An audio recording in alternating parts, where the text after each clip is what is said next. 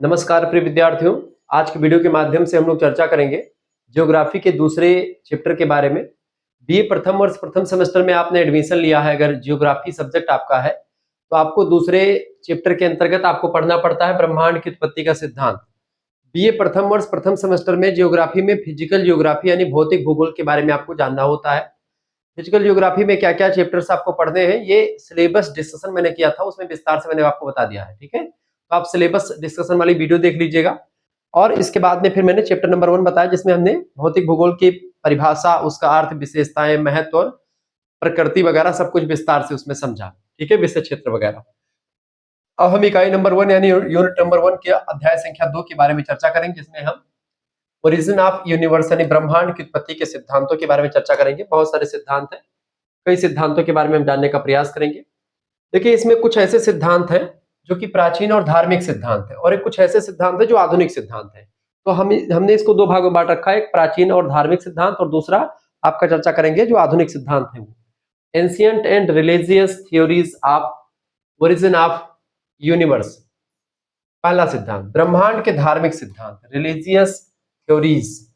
आइए चर्चा करने का प्रयास करते हैं। इसकी मुख्य विशेषताएं क्या होती हैं इन सिद्धांतों की, जो ब्रह्मांड की उत्पत्ति की जो धार्मिक सिद्धांत है उनकी अगर बात की जाए तो उसमें बेसिकली कई विशेषताएं होती हैं सिद्धांतों की। ब्रह्मांड कैसे बना, ब्रह्मांड की उत्पत्ति कैसे हुई, ब्रह्मांड किन तत्वों से मिलकर के बना है, ब्रह्मांड को बनने में कितना समय लगा, ये सब चीजें जो है यहाँ पर आप समझने का प्रयास करते हैं। बहुत ही बारीकी के साथ सरल भाषा में आपको बताने का प्रयास करूंगा। ये नोट्स मैंने आपके लिए तैयार किया है, जो कि आपकी परीक्षा के लिए बहुत ज्यादा महत्वपूर्ण है, यह बात आप ध्यान रखेंगे।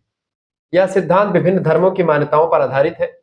दूसरी बात, हिंदू धर्म में ब्रह्मांड की उत्पत्ति को ब्रह्मा के द्वारा रचना माना गया, कि ब्रह्मा ने क्या किया है, ब्रह्मांड की उत्पत्ति को, या ब्रह्मांड की उत्पत्ति किससे हुई है, ब्रह्मा के द्वारा करी गई है, ऐसा माना जाता है। ठीक है। तीसरी बात, ईसाई धर्म में अगर बात करें, ईसाई धर्म में 6 दिनों में संसार की रचना की गई है, ऐसा ईसाई धर्म के ग्रंथों में उल्लेख मिलता है।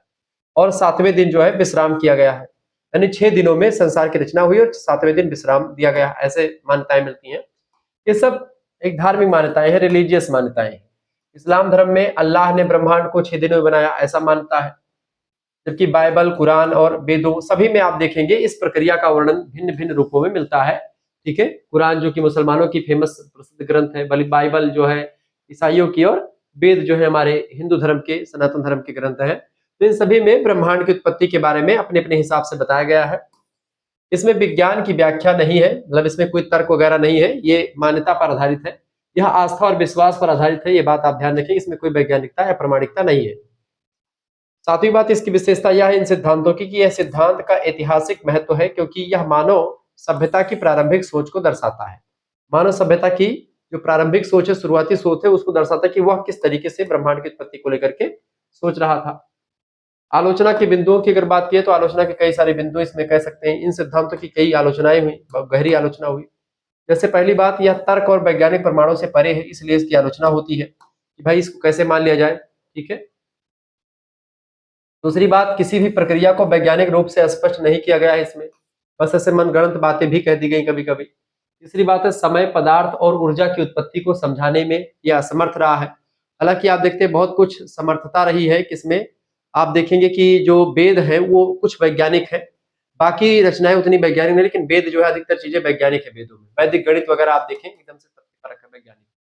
विविध धर्मों में भिन्न भिन्न कथाएं भ्रम उत्पन्न करती हैं कि किस धर्म का माने, किस धर्म का ना माने। तो ऐसे में भ्रम उत्पन्न यानी भ्रमपूर्ण है ये चीजें।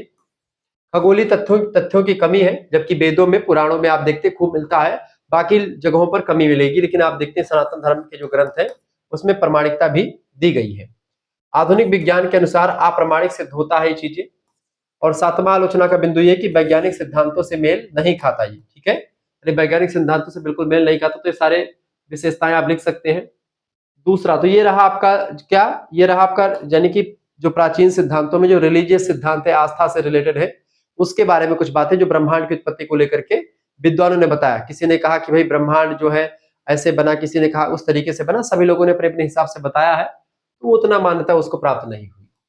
अब भाग 2 में हम चर्चा करेंगे वैज्ञानिक यांत्रिक सिद्धांतों के बारे में, scientific mechanical theories of origin of ब्रह्मांड, यानी कि क्या बोल सकते हैं उसको, यूनिवर्स। बिग बैंग सिद्धांत यानी big bang theory. Big bang theory सबसे फेमस सिद्धांत है, बिग बैंग थ्योरी को दिया है जॉर्ज लेमन तेरे नाम के विद्वान ने, जो कि एक पादरी थे, ठीक है, चर्च में पादरी थे, और उन्होंने इस सिद्धांत को दिया था जॉर्ज लेमन तेरे ने, ठीक है। ये बात आप ध्यान रखेंगे, बहुत ही बड़े विद्वान है जॉर्ज लेमन तेरे। जॉर्ज लेमन तेरे जो है इन्होंने दिया था, वर्ष 1927 में इसका समर्थन हुआ, इसको दिया गया समर्थन। एडविन हब्बल का भी इनको मिला 1929 में। इसके अलावा कॉस्मिक रेडिएशन 1965 में उसका भी समर्थन मिला। इसमें हुआ क्या था, इसकी विशेषताएं ये है, ब्रह्मांड की उत्पत्ति को लेकर के बिग बैंग थ्योरी कहती है कि एक अत्यधिक घने और गर्म बिंदु जो था वो एक प्रकार से, जिसको आप बोलते हैं सिंगुलरिटी, सिंगुलरिटी जो थी वो एक प्रकार से एकदम से घना था और गर्म बिंदु था, आपस में चिपका हुआ था, इसमें बहुत ज्यादा घनत्व था। फिर उसके बाद में लगभग 13.8 अरब वर्ष पूर्व यह विस्फोट हुआ, यानी इस गोले में क्या हुआ, इतना ज्यादा एक प्रकार से घनत्व बढ़ गया कि इसमें इस गोले में विस्फोट हो गया, और जब विस्फोट हो गया तो उसी से तमाम टुकड़े निकले, उनसे मंदाकिनियां और दुग्ध मेखला मंदाकिनी जो अपनी है वो बनी, मंदाकिनियां तमाम सारी बनी, सौरमंडल का निर्माण हुआ, तमाम ग्रह बने, सूर्य बने, तमाम तारे बने, ऐसे बना। इस विस्फोट के बाद में ब्रह्मांड लगातार विस्तार कर रहा है, ऐसा कहा जाता है बिग बैंग थ्योरी में। और साथ ही साथ में रेड शिफ्ट सिद्ध करता है कि आकाश गंगाएं दूर जा रही हैं। रेड शिफ्ट जो है ये बताता है कि एक आकाश गंगा दूसरी आकाश गंगा से दूर जा रही है। जैसे अपनी आकाश गंगा का क्या नाम है, मिल्की वे। दुग्ध मेखला मंदाकिनी अपने यहाँ की है, अपने जो है जहाँ जिसमें हमारा सौरमंडल है, ठीक है। तो कई सारी मेखलाएं, कई सारी आकाश गंगाएं जो है पूरे विद्यमान है। कॉस्मेटिक माइक्रोवेव बैकग्राउंड रेडिएशन इसकी पुष्टि करता है, इस सिद्धांत की मतलब कि ये हुआ है कि इसका विस्तार भी हो रहा है ब्रह्मांड का। यह सिद्धांत पदार्थ, ऊर्जा और समय और स्थान की उत्पत्ति को एक साथ समझाता है और वैज्ञानिक सिद्धांत है। यह वर्तमान में सर्वाधिक स्वीकृत सिद्धांत है। कौन सा सिद्धांत, जो बिग बैंग थ्योरी है, सबसे ज्यादा फेमस सिद्धांत है। इसमें क्या हुआ, एक बहुत ज्यादा गोला हुआ, और गोला की अगर मैं बात करूं, जैसे मान लेते कोई पुस्तक आप ले लीजिए, ठीक है, कोई भी पुस्तक या कोई भी पन्ना ले लीजिए, ये पेज मान लेते मैं ले लिया। अब ये पेज एक प्रकार से अभी देखते कितना फैला हुआ है, ये पेज देखिए बहुत फैला हुआ है एकदम से, ठीक है। लेकिन इसको इसी से मोड़ते चले जाओ, ये भी घना नहीं है, लेकिन इसको मोड़ते चले जाए, ये घना होता जा रहा है, घना होता जा रहा है। और चूंकि गर्म है, आपस में इलेक्ट्रॉन प्रोटॉन सबका इकट्ठा हो जा रहा है लगातार, ठीक है। ये क्या हो रहा है, इसका घनत्व बढ़ रहा है, खूब घनत्व बढ़ जाएगा जब इस चीज का, खूब घन, जब एकदम गोला बन जाएगा तो हो सकता है ये घनत्व दाबो इसको, जैसे छटक जाए इधर, जैसे इसको हम दाबते हैं इधर फैल जाता है, ऐसे इसमें खूब ज्यादा इकट्ठा हुआ होगा, खूब ज्यादा तमाम क्रियाएं हुई होंगी, और उसके बाद में क्या हुआ, वही गोला जो था, जो सिंगुलरिटी था, वो एक प्रकार से क्या उसमें विस्फोट होता है उसी गोले में, और विस्फोट होता है तो इसके तमाम कण टूट टूट करके अलग अलग फैल जाते हैं, और इस तरीके से ब्रह्मांड का निर्माण हुआ है। ब्रह्मांड आज भी विस्तार हो रहा है, ब्रह्मांड का यही एक प्रकार से महाविस्फोट का सिद्धांत भी कहा जाता है, ठीक है। Big bang theory, big bang theory एक जबरदस्त थ्योरी है, इसकी भी आलोचना विद्वानों ने करी। कोई भी सिद्धांत आता तो उसको पहले समर्थन मिलता है, बाद में उस पर जब और सिद्धांत आते तो उसकी पुष्टि करने के लिए, या उसको बताया जाता है कि भाई इसमें क्या कमियां रह गई हैं, तो इसकी भी कई कमियां रही, जैसे कि प्रारंभिक सिंगुलरिटी की उत्पत्ति स्पष्ट नहीं है। जो गोला था वो गोला कहाँ से आया, ऐसा प्रश्न उठाते हैं विद्वान लोग कि भाई जो गोला था गोला कहाँ से आया। सिंगुलरिटी के बारे में बताइए, सिंगुलरिटी का आता पता नहीं कहाँ से उत्पत्ति हुई उसकी, पहली आलोचना। दूसरी, विस्फोट से उत्पत्ति के पीछे का कारण ज्ञात नहीं कि उत्पत्ति क्यों हुई, इसका एग्जैक्ट कारण बिग बैंग थ्योरी नहीं बताती है कि विस्फोट आखिरकार क्यों हुआ। बस ये बता दिया गया कि कोई चीज घनी हो गई और घनत्व के बाद में वो एकदम से उसमें विस्फोट होगा, और विस्फोट से तमाम टुकड़े निकले और ब्रह्मांड बन गया, ठीक है, सौरमंडल बना, आकाश गंगाएं बनी, तारे नक्षत्र सब बने, पूरा चीजें। इसके अलावा बिग बैंग से पहले क्या था, इसका कोई उत्तर नहीं है बिग बैंग के पास, बिग बैंग थ्योरी के पास। तो ये भी एक आलोचना का बिंदु है। साथ ही साथ में चौथी आलोचना का बिंदु ये है कि यह सिद्धांत दर्शन शास्त्रीय प्रश्नों का उत्तर बिल्कुल भी नहीं देता है, ठीक है। दर्शन शास्त्री मतलब कि क्या, क्यों, कैसे, कब, इसका उत्तर नहीं देता। इसके कुछ अंश गणितीय रूप से चुनौतीपूर्ण है, यानी कि कुछ अंशों में तो व्याख्या मिलती है, कुछ अंश इसमें आज भी उतने फैक्ट नहीं है, उतने परफेक्ट नहीं है। डार्क एनर्जी और डार्क मैटर को अभी तक पूरी तरह से नहीं समझा जा सका कि डार्क एनर्जी क्या है। इसी डार्क एनर्जी के द्वारा एक प्रकार से विस्फोट हुआ ऐसा भी माना जाता है। तो डार्क एनर्जी है क्या, उसके बारे में, उसका स्वरूप कैसा है, वो सब चीजें क्लियर नहीं है। कुछ वैज्ञानिक इसे अधूरा सिद्धांत भी कहते हैं, लेकिन वर्तमान में सर्वमान्य सिद्धांत ब्रह्मांड की उत्पत्ति का जो है वो यही है, ब्रह्मांड की उत्पत्ति का सिद्धांत, बिग बैंग थ्योरी, यानी कि महाविस्फोट का सिद्धांत, ठीक है। कुछ और सिद्धांत है ऐसे आधुनिक वैज्ञानिक सिद्धांतों में, जैसे कि अगर बात की स्थिर अवस्था का सिद्धांत। स्थिर अवस्था का सिद्धांत क्या कहता है, स्थिर अवस्था का सिद्धांत देखिए, स्टडी स्टेट थ्योरी, इसको दिया है विद्वान फ्रेड हावेल ने। फ्रेड हॉयल, थॉमस गोल्ड और हरमन बॉडी नाम के विद्वानों ने इसको दिया। 1948 में सिद्धांत आया लोगों के समक्ष। इस सिद्धांत की विशेषताएं ये रही हैं। इस सिद्धांत में हुआ क्या बेटा, पहली बात समझिए, इस सिद्धांत में हुआ यह कि ब्रह्मांड अनादि और अनंत है, इसमें कहा गया पहली विशेषता।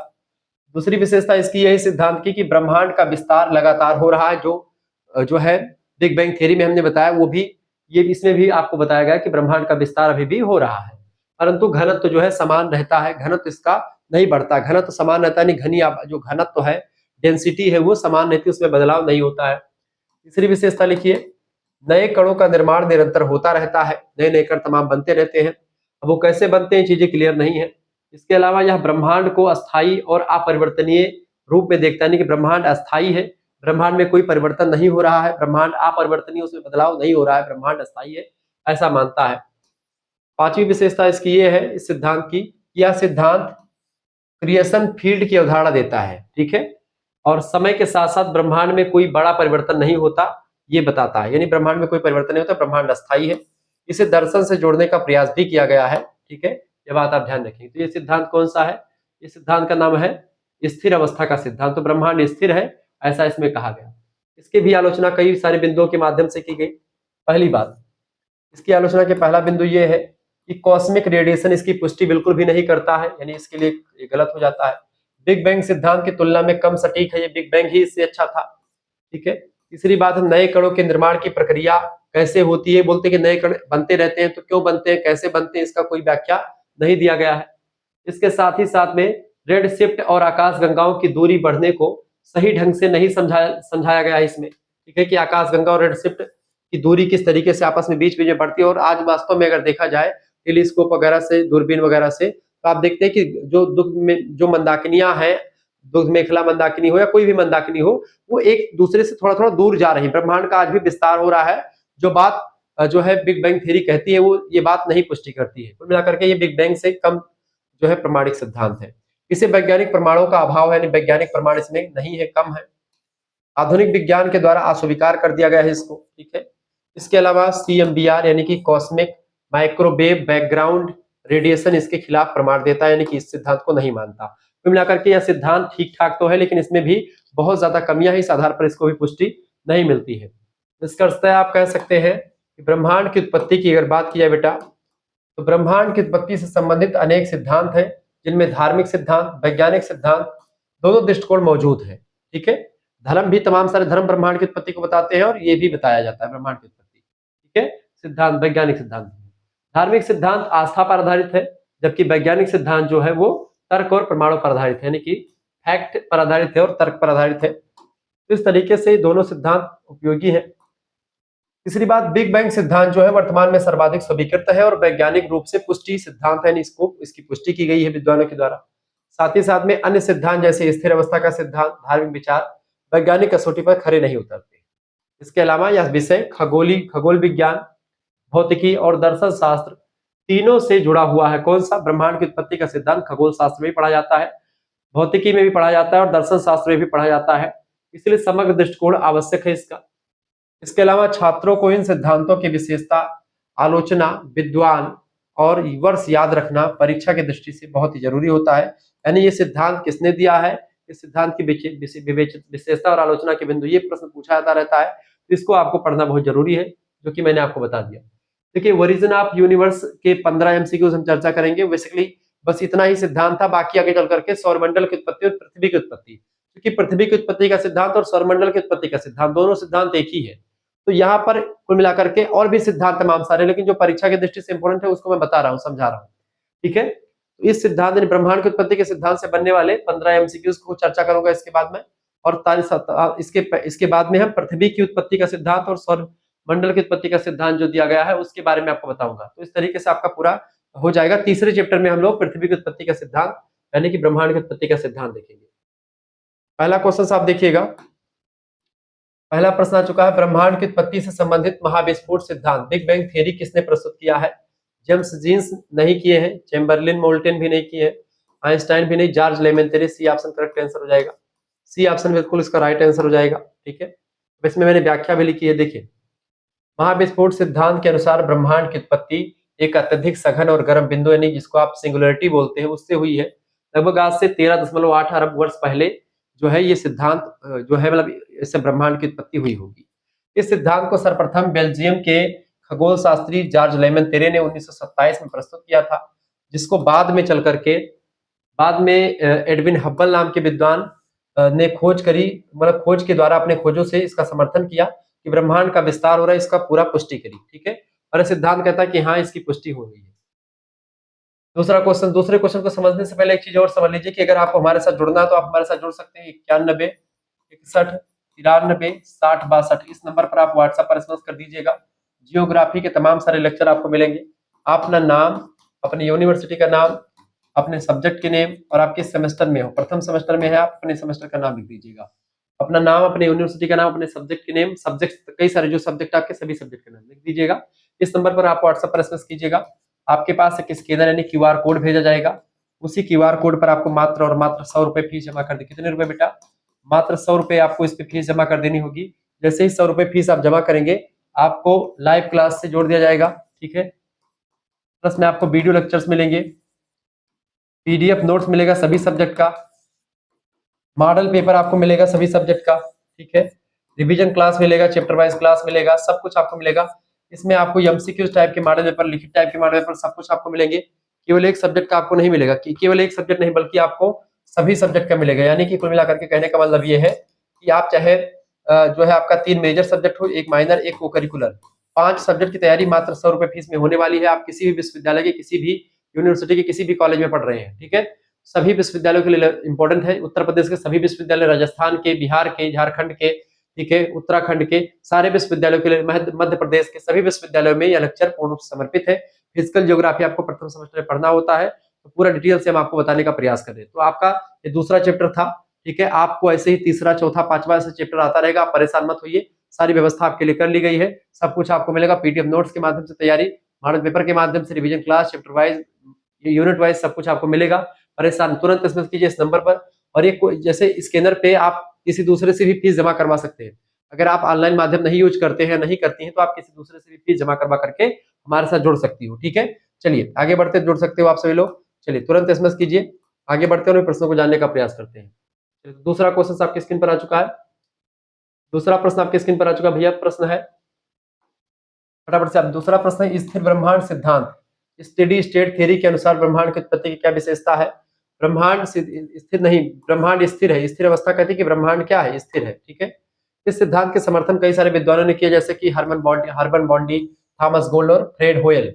इन लोगों ने 1948 में यह सिद्धांत प्रस्तुत किया, जिसके अनुसार ब्रह्मांड निरंतर विस्तार तो कर रहा है, परंतु उसमें नए पदार्थ बनते रहते हैं, जिससे उसकी घनता, मतलब की घनता स्थिर बनी रहती है। यानी जब बढ़ता है तो उससे नए नए पदार्थ बन करके फिर उस स्थान की पूर्ति कर लेते हैं। यानी जो बाहर निकला उतना स्थान बन गया, यानी इसमें अवस्था स्थिर रहती है। इस सिद्धांत को कॉस्मिक माइक्रोवेव बैकग्राउंड रेडिएशन की खोज के बाद वैज्ञानिक समुदाय ने अस्वीकार कर दिया, कहा कि यह सिद्धांत जो है ठीक ठाक नहीं है। ठीक है, तीसरा क्वेश्चन आपकी स्क्रीन पर आ चुका है। महाविस्फोट सिद्धांत की पुष्टि करने वाला मुख्य प्रमाण क्या है? ध्वनि तरंगी, गुरुत्वाकर्षण बल, पृष्ठगामी आकाशगंगाएं या कॉस्मिक माइक्रोवेव पृष्ठभूमि विकिरण? करेक्ट आंसर क्या हो जाएगा आपका? डी करेक्ट आंसर हो जाएगा इसका। कॉस्मिक माइक्रोवेव पृष्ठभूमि विकिरण जो होती है, जिसको आप सीएमबी कहते हैं, वो 1965 में जो है पेंजियास और विल्सन ने ब्रह्मांड में सर्वत्र फैली हुई माइक्रोवेव रेडिएशन की खोज करी, जो यह दर्शाती है कि ब्रह्मांड एक समय अत्यधिक गर्म था। यह महाविस्फोट सिद्धांत के पक्ष में सबसे बड़ा वैज्ञानिक प्रमाण माना जा सकता है। ठीक है, तो इसी आधार पर जो महाविस्फोट का सिद्धांत है उसको हम वैज्ञानिक कहते हैं और उसको सत्य मानते हैं, या उसको प्रमाणिक मानते हैं, अधिक प्रमाणिक मानते हैं। ब्रह्मांड की उत्पत्ति पर सबसे प्राचीन वैदिक मान्यता क्या रही है? महाविस्फोट नहीं, हिरण्यगर्भ सिद्धांत, बिल्कुल हिरण्यगर्भ सिद्धांत जो है ये प्राचीन मान्यता रही है, वैदिक मान्यता रही। हिरण्यगर्भ सिद्धांत, हिरण्यगर्भ समत्ताग्रे भूतस्य जाता पतिरेका सीता सदाधार पृथ्वी धामोते माम द्रव्यम कवसा हविषा विधेमः। ऋग्वेद में वर्णित हिरण्यगर्भ यानी स्वर्ण का अंडा सिद्धांत के अनुसार ब्रह्मांड की उत्पत्ति एक दिव्य अंडे के फटने से हुई है। यह सिद्धांत भारत की आध्यात्मिक दार्शनिक दृष्टि को दर्शाता है। इस तरीके से एक अंडे से फटने से, एक सोने के अंडे से के फटने से पृथ्वी की उत्पत्ति हुई, या फिर ब्रह्मांड की उत्पत्ति हुई, ऐसा माना जाता है। पांचवा क्वेश्चन आ चुका है, हब्बल का नियम किससे संबंधित है? हब्बल का नियम जो है किससे संबंधित है? हब्बल का नियम दूरी और वेग से संबंधित है। एडविन हब्बल नाम के विद्वान ने 1929 में यह नियम लिख दिया कि आकाशगंगाएं जितनी दूर होती हैं, वे उतनी ही तेज गति से हमसे दूर जा रही हैं। इसका अर्थ यह है कि ब्रह्मांड लगातार फैल रहा है। इस बात की पुष्टि किसने की थी? एडविन हब्बल ने, जो कि ब्रह्मांड की उत्पत्ति का जो महाविस्फोट का सिद्धांत है उसकी पुष्टि करता है। छठा क्वेश्चन, महाविस्फोट के समय कौन कौन से मूल कारण बने थे, मूल कण बने थे? केवल इसमें न्यूट्रॉन, प्रोटॉन और इलेक्ट्रॉन, बिल्कुल राइट आंसर होगा, तीनों बने थे। तो महाविस्फोट के समय ये यही मूल कण थे, न्यूट्रॉन, प्रोटॉन और इलेक्ट्रॉन। ठीक है। बिग बैंग के बाद सेकंडों में उच्च ताप और घनत्व की वजह से उपकणों का निर्माण हुआ, जैसे न्यूट्रॉन, प्रोटॉन, इलेक्ट्रॉन, जिनसे आगे चल करके हाइड्रोजन और हीलियम जैसे तत्व बने। हाइड्रोजन और हीलियम से ही आप देखते हैं सूर्य का पूरा सिस्टम बना हुआ है। सातवां क्वेश्चन आप देखिएगा, प्रश्न है कौन सा सिद्धांत ब्रह्मांड की साइक्लिक प्रकृति की बात करता है? साइक्लिक प्रकृति की बात कौन सा सिद्धांत करता है? फटाफट से आप बताने का प्रयास करें तो ओसिलेटिंग यूनिवर्स थियरी करती है इस बात को। ठीक है। इस सिद्धांत के अनुसार ब्रह्मांड का विस्तार होता रहता है या होता है, फिर भी संकुचन की ओर जाता है और यह क्रम बार बार चलता रहता है। यह सिद्धांत ब्रह्मांड को एक चक्रीय प्रणाली के रूप में मानता है। आठवां क्वेश्चन आप देखिएगा, प्रश्न, बिग बैंग के तुरंत बाद कौन सी गैस सर्वाधिक मात्रा में बनी थी? तो हाइड्रोजन गैस बनी थी सर्वाधिक मात्रा में। ऑप्शन नंबर इसका बी करेक्ट आंसर हो जाएगा। हाइड्रोजन हीलियम गैस खूब ज्यादा बनी थी। बिग बैंग के बाद सबसे पहले हाइड्रोजन और उसके बाद हीलियम का निर्माण हुआ।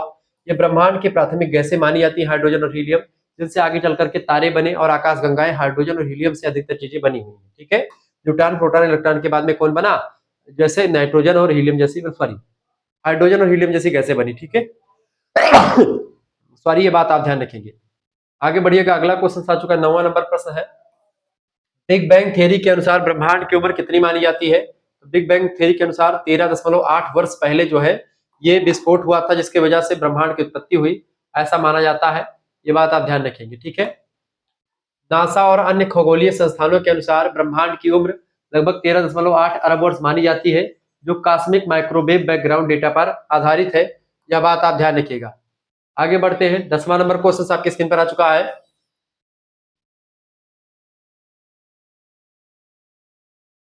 महाविस्फोट सिद्धांत की सबसे प्रमुख आलोचना जो है क्या है? सबसे प्रमुख आलोचना क्या है? इसकी सबसे प्रमुख आलोचना की यह है कि यह ब्रह्मांड के पूर्व की स्थिति की जानकारी बिल्कुल भी नहीं देता है, यानी कि इसका सी ऑप्शन बिल्कुल राइट आंसर हो जाएगा। ब्रह्मांड की उत्पत्ति के पहले क्या था, ठीक है, सिंगुलरिटी से पहले क्या था या सिंगुलरिटी क्या थी, इसकी पूरी व्याख्या नहीं करता। बिग बैंग सिद्धांत ब्रह्मांड की उत्पत्ति की व्याख्या तो करता है, लेकिन उससे पहले क्या था इसका कोई उल्लेख या स्पष्टता नहीं देता, इसलिए इसे अपूर्ण और दार्शनिक रूप से अधूरा माना जाता है इस सिद्धांत को। ठीक है। लेकिन सबसे ज्यादा इंपॉर्टेंट यही है, ये बात आप ध्यान रखेंगे। इस तरीके से आप लोगों ने इन चीजों को समझ लिया। कितना परसेंट, 10 एमसीक्यूज हो गए आपके, आपने इनको समझ लिया। ठीक है। आप देखिए अगला जो चैप्टर आएगा वो आपका तीसरा चैप्टर आएगा, उसमें हम लोग क्या पढ़ेंगे बेटा? उसमें हम लोग तीसरे चैप्टर में क्या पढ़ेंगे? पृथ्वी और सौरमंडल की उत्पत्ति के सिद्धांत। देखिए पृथ्वी और सौरमंडल की उत्पत्ति के कई सारे सिद्धांत हैं, उनके जैसे निहारिका सिद्धांत हो गया, ठीक है, या ऐसे तमाम सारे सिद्धांत, तो इनके बारे में हम विस्तार से देखेंगे, तो परेशान आपको नहीं होना है। अब तीसरे चैप्टर के बारे में आप चर्चा कीजिए, तीसरा चैप्टर आपको जल्द ही मिलेगा। ठीक है, मिलते हैं फिर नेक्स्ट वीडियो में, तब तक के लिए जय हिंद, जय भारत। आप सभी का बहुत बहुत धन्यवाद हमारे से जुड़ने के लिए। इसी प्रकार से अपना प्यार हमेशा बनाए रखेंगे। वीडियो को लाइक कर दीजिएगा, चैनल पर अगर नए हैं तो सब्सक्राइब कर दीजिएगा। बहुत बहुत धन्यवाद।